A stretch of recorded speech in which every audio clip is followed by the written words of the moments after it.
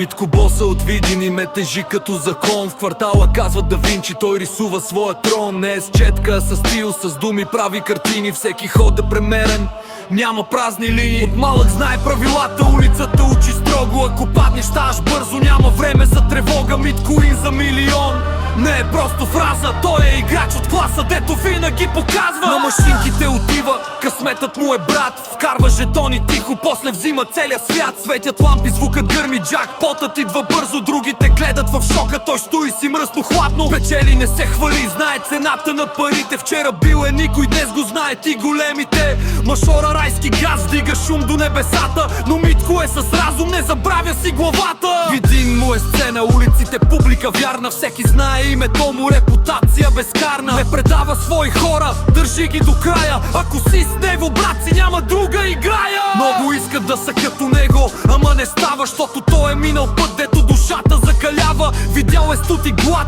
и фалшиви приятели. Затова днес е твърд, няма място за предатели. Ако влезе в клуба, тишина за секунда. После музиката гърми, а той диктува рунда. Не говори много, действията му тежат. Всеки ход е като шах, противниците мълчат. Митко боса не е прост панеякор в играта. Той е символ на успех, изкован от съдбата. Да Винчи за кор рисува своята легенда. Всеки ден нова страница, нова сцена. От Видин до света пътят вече начертан. С блед напред върви, няма връщане назад. Парите идват, но честта му е над всичко. Затова и хората го уважават истински нелично. Каквато нощем градът заспи в тишина.